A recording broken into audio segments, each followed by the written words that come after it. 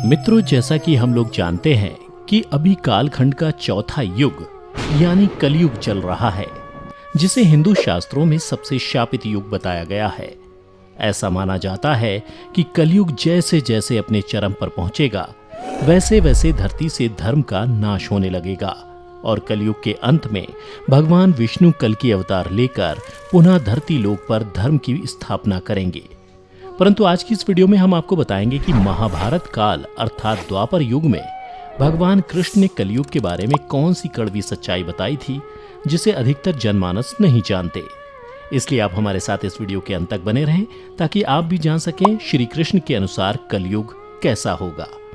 नमस्कार मित्रों, the divine tales पर आपका स्वागत है। दोस्तों, अगर देखा जाए तो महाभारत सिर्फ हिंदुओं का ही धर्म ग्रंथ नहीं, बल्कि इस ग्रंथ के अनुसरण से समस्त मानव जाति को जीवन का संपूर्ण ज्ञान मिल सकता है, क्योंकि महाभारत में मनुष्य के जीवन से जुड़ा कोई भी ऐसा विषय नहीं जिसका वर्णन इस धर्म ग्रंथ में ना किया गया हो।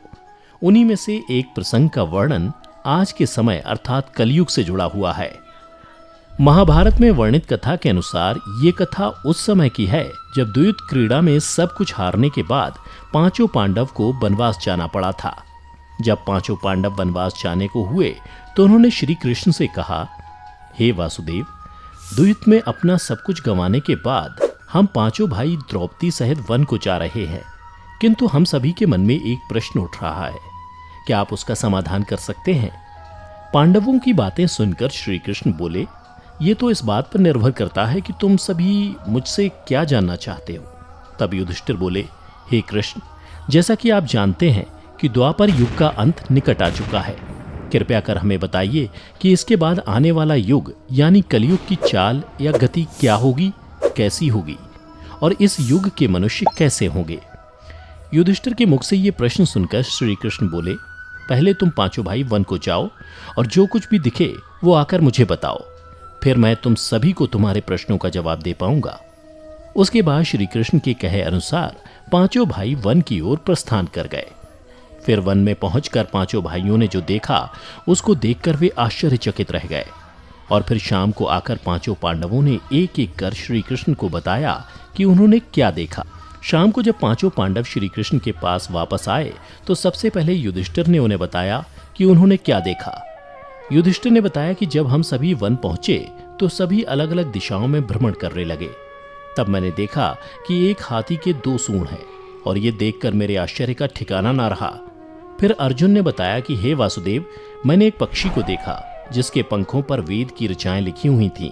वह मरे हुए जानवर का मांस खा रहा था। फिर अर्जुन के बाद भीम ने भी श्री कृष्ण को बताया कि हे कृष्ण, मैंने देखा एक गाय ने बछड़े को जन्म दिया है और जन्म के बाद वह बछड़े को इतना चाट रही है कि बछड़ा लहूलुहान हो गया, जिसे देखकर मैं हैरान हो गया। भला कोई माता अपने बच्चों के साथ ऐसा कर सकती है?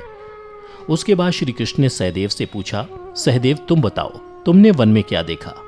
तब सहदेव श्री कृष्ण से बोले, हे वासुदेव, मैंने वन में देखा कि एक जगह 6-7 कुएं हैं और आसपास के कुओं में पानी है, किंतु बीच का कुआं खाली है। बीच का कुआं गहरा है, फिर भी पानी नहीं है। यह देखकर मुझे घोर आश्चर्य हुआ कि ऐसा कैसे हो सकता है। उसके बाद नकुल ने कहा, हे नारायण, जब मैं वन में भ्रमण कर रहा था तो मैंने देखा कि एक पहाड़ के ऊपर से एक बड़ी सी शिला यानी पत्थर लुढ़कती हुई आती है और कितने ही वृक्षों से टकराकर उनको नीचे गिराते हुए आगे बढ़ जाती है, परंतु उस विशालकाय पत्थर को कोई भी वृक्ष उसे रोक ना सका। इसके अलावा वह शिला कितनी ही अन्य शिलाओं के साथ टकराई पर फिर भी वह रुकी नहीं। अंत में एक अत्यंत छोटे पौधे का स्पर्श होते ही वह स्थिर हो गई।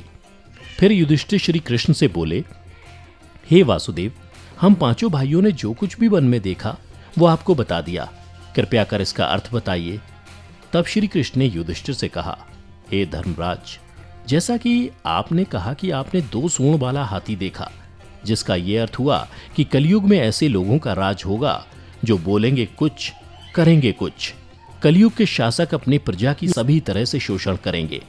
उनके मन में कुछ और होगा और दिखावे के लिए कुछ और करेंगे। अर्थात कलयुग में शासकों के लिए आम लोगों का कोई महत्व नहीं होगा, वो बस राज करने के लिए शासक होंगे। फिर श्री कृष्ण अर्जुन से बोले, हे धनंजय, जैसा कि तुमने देखा कि एक पक्षी के पंख पर वेद की ऋचाएं लिखी हुई थीं, लेकिन वह मरे हुए जानवर का मांस खा रहा था, जिसका अर्थ ये हुआ कि कलयुग में ऐसे लोग होंगे जो बड़े ज्ञानी और ध्यानी कहलाएंगे, किंतु उनके आचरण राक्षसी होंगे। कलयुग में लोग पंडित और विद्वान कहलाएंगे, किंतु यह विचार चलता रहेगा कि कोई मरे और उसकी सारी संपत्ति उसके नाम हो जाए। अर्थात कलयुग के मनुष्य धन और संपत्ति के लोभी होंगे, भले ही उनके पास कितना ही ज्ञान क्यों ना हो। इसके अलावा हे अर्जुन, कलयुग में हर जाति धर्म के प्रमुख पद पर बैठे लोग विचार करेंगे कि कब कोई किसी पद से हटे और हम उस पर विराजमान हो जाएं। कलयुग में ऐसे लोगों की संख्या बहुतायत होगी, कोई कोई विरला ही संत पुरुष होगा। अर्जुन के बाद श्री कृष्ण भीम से बोले, हे गदाधर, जैसा कि तुमने देखा कि एक गाय अपने बछड़े को इतना चाटने लगी कि वो बछड़ा लहूलुहान हो गया। अर्थात कलयुग की माता अपनी संतानों पर इतनी ममता बरसाएंगी कि बच्चों को खुद का विकास करने का मौका ही नहीं मिलेगा, जिसके कारण मोह माया में पड़कर वे बर्बाद हो जाएंगे। इसके अलावा किसी का बेटा घर छोड़कर साधु बनेगा तो हजारों व्यक्ति दर्शन करेंगे, किंतु जब मनुष्य का अपना बेटा साधु बनेगा तो रोएंगे कि मेरे बेटे का क्या होगा। इतनी सारी ममता होगी कि उसे मोह माया और परिवार में ही बांध कर रखेंगे और उसका जीवन वहीं खत्म हो जाएगा। अंत में बेचारा अनाथ होकर मरेगा। भीम जब श्री कृष्ण के जवाब से संतुष्ट हो गए, तब भगवान श्री कृष्ण ने सहदेव से कहा, सहदेव, जैसा कि तुमने बताया कि तुमने वन में 5-7 भरे कुओं के बीच एक कुआं एकदम खाली देखा, जिसका अर्थ ये हुआ कि कलयुग में पैसे वाले अर्थात धनी लोग अपने पुत्र पुत्री के विवाह में या फिर आलीशान भवन बनाने में लाखों रुपए खर्च कर देंगे, परंतु उनके पड़ोस में ही यदि कोई भूखा प्यासा मर रहा होगा तो वह उसकी कोई सहायता नहीं करेंगे। भले ही उनका अपना ही सगा भूख से मर जाएगा, लेकिन वो देखते रहेंगे। इसके अलावा कलयुग में मनुष्य मदिरा, मांस, भक्षण, सुंदरता और व्यसन में पैसे उड़ा देंगे, किंतु किसी के 2 आंसू पोंछने में उनकी रुचि ना होगी। हे सहदेव, मेरे कहने का तात्पर्य यह है कि कलयुग में अन्न के भंडार होंगे, लेकिन लोग भूख से मरेंगे। सामने महलों बंगलों में ऐशो आराम चल रहे होंगे, लेकिन पास की झोपड़ी में आदमी भूख से मर जाएगा। एक ही जगह पर असमानता अपने चरम पर होगी। श्री कृष्ण की बातें सुनकर सहदेव को सारी बातें समझ में आ गईं। तब श्री कृष्ण ने नकुल से कहा, नकुल, जैसा कि तुमने बताया कि वन में एक बड़ी सी चट्टान पहाड़ से लुढ़की, किंतु बड़े बड़े वृक्ष और उसके तने उस चट्टान को रोक ना पाए, किंतु एक छोटे से पौधे से टकराते ही वह चट्टान रुक गई, जिसका अर्थ ये हुआ कि कलयुग में मनुष्य का मन नीचे जाएगा, यानी कलयुग के मनुष्यों का जीवन पतित हो जाएगा। और ऐसे में मनुष्यों का जीवन धन की शिलाओं से नहीं रुकेगा, ना ही सत्ता के वृक्षों से रुकेगा, किंतु हरि नाम के एक छोटे से पौधे से, हरि कीर्तन के एक छोटे से पौधे से मनुष्य जीवन का पतन होना रुक जाएगा। अर्थात कलयुग में भी जो मनुष्य धन के लोभ को छोड़कर हरि नाम का जप करेगा, उसे कोई कष्ट नहीं होगा और मृत्यु के बाद उसे परमेश्वर अर्थात मेरे चरणों में जगह मिलेगी। तो मित्रों, आपने देखा होगा कि आज श्री कृष्ण द्वारा बताई गई ये सारी बातें सच में घटित हो रही हैं। इसलिए मनुष्यों को चाहिए कि कलयुग में वह धर्म का पालन करें और श्री हरि नाम का भजन करें, तो उसका जीवन सफल हो जाएगा। तो मित्रों, उम्मीद करता हूं कि आपको श्री कृष्ण द्वारा कलयुग के बारे में बताई गई ये कड़वी सच्चाई जरूर पसंद आई होगी। अगर पसंद आई हो तो इसे ज़्यादा से ज़्यादा लाइक और शेयर करें।